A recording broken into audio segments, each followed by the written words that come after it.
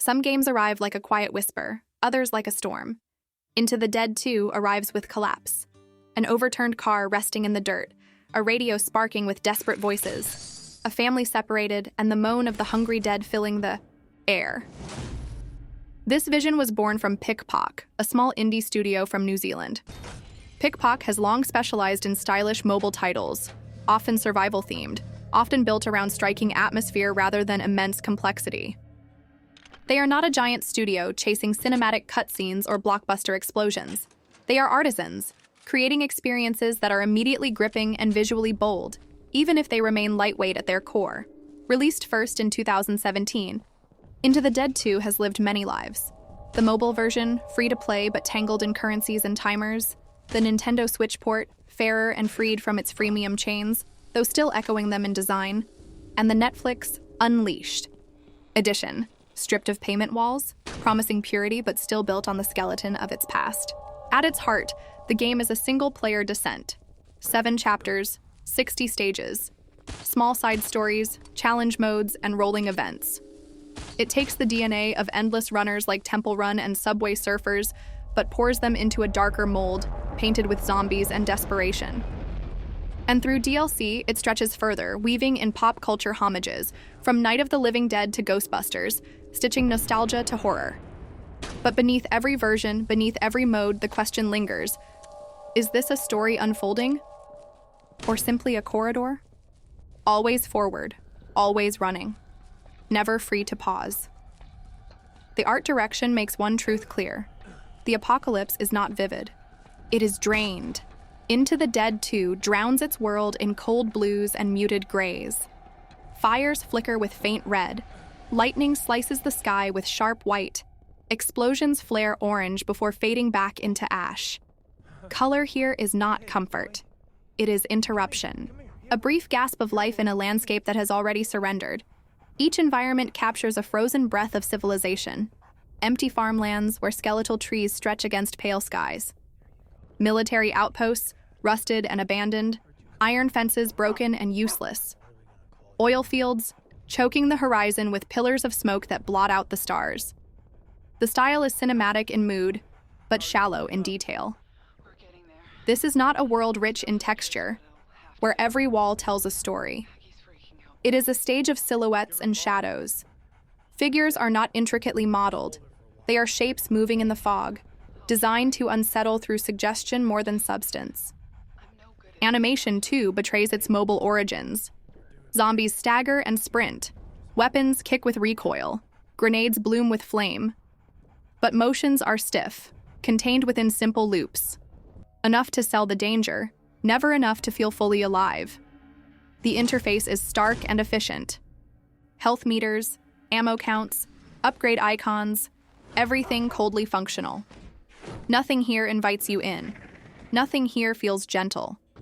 The menus do not soothe, they command. And at the heart of the experience, the world breathes only in one direction. Forward, always forward. The audio carries much of the burden. The soundtrack leans into tension, its guitar riffs soaked with southern grit, conjuring lonely highways and skies thick with dust. At first, these notes are powerful. They whisper unease, urging you onward with quiet threat. But repetition is their enemy. The same loops, the same beats, over and over, until the sharpness dulls into background hum. What once was dread becomes routine. Gunfire cracks sharply, explosions rumble with weight, grenades echo with satisfying thunder. The growls of zombies are guttural, chilling at first, but limited in variety. Their menace fades with familiarity. Voice acting exists, but faintly. Lines are spoken with adequacy, never intensity. They support the skeleton of the story without ever fleshing it out. And silence, horror's greatest weapon, is rarely allowed. In moments where stillness could carve tension, footsteps, gunfire, or music crowd it out. It is an audio landscape that works, but never blossoms. It sets the scene, then repeats it until the edges wear down. Controls are simple, direct, and reliable. Swipe left or right to dodge, tap to fire, hurl grenades when pressed. They work smoothly. They rarely fail. But they are shallow. Combat is not strategy. It is instinct. Point, shoot, survive. Each stage lasts around 3 minutes. This brevity is sharp at first, perfect for short bursts. But strung together, stage after stage, the pattern becomes unrelenting. Run, dodge, shoot, repeat. The pacing is consistent, but repetition erodes relaxation. Difficulty is gentle at first, then rises steeply in elite modes and DLC. Sometimes, this feels like challenge. More often, like grind. A design bent not toward balance, but toward endurance. Respect for time varies by version. On mobile, timers and freemium walls push you toward either grinding or paying. On Switch and Netflix, these vanish, but the skeleton of repetition remains. It is still a game built for bursts, short, sharp, but rarely soothing. And yet, amidst the sameness, there are sparks of care. The dogs, especially. Loyal companions who bark, growl, and sometimes sacrifice themselves to save you. Their presence adds warmth in a cold world. Weapons, too, carry surprising flair. Shotguns roar with the weight of cannons. Grenades bloom into sheets of flame. Perks turn survival into spectacle. For a moment, in the middle of repetition, you find yourself smiling at the chaos. And then there are the DLCs. The proton beam of Ghostbusters cutting through the night. The bleak homage of Night of the Living Dead, nodding to the godfather of zombie cinema. These are the touches that remind you this is not just repetition, but also a love letter, imperfect but sincere, to the genre that inspired it.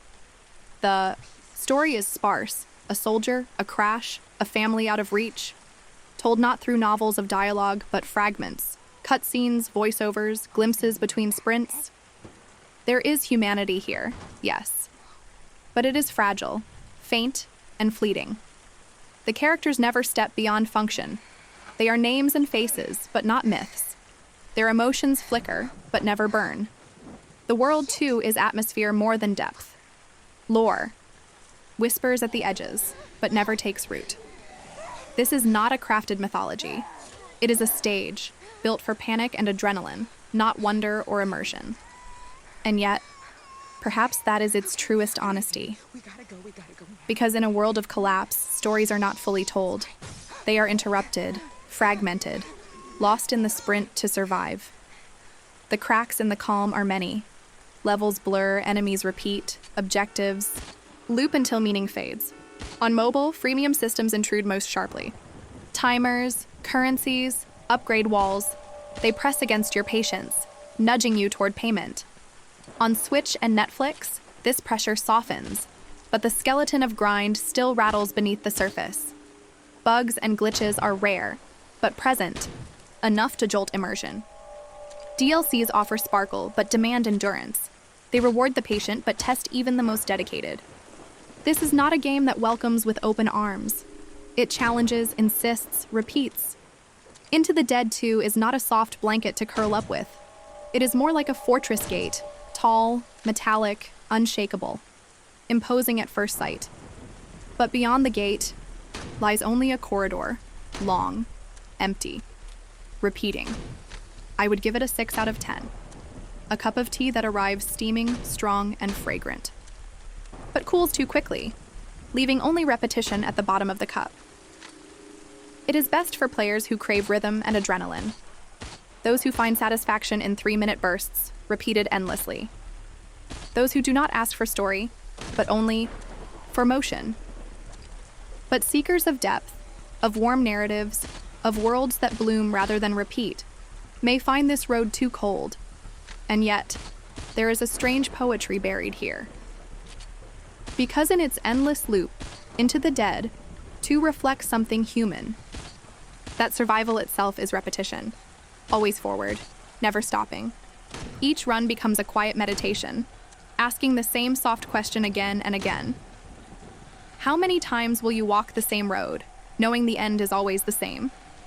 And so, as the footsteps echo, as the dead reach, as the bullets run dry, the road stretches on. Endless, silent, waiting.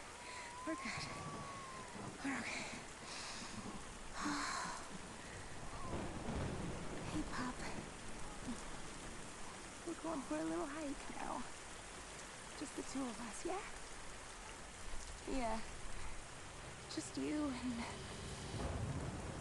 Oh, shit. No. Jesus, that is so bad, you stupid piece of shit. Why didn't you just... Why didn't you stay in the car? You won't fuck shit up. Okay. Get it together. Okay. There has to be someone else out here.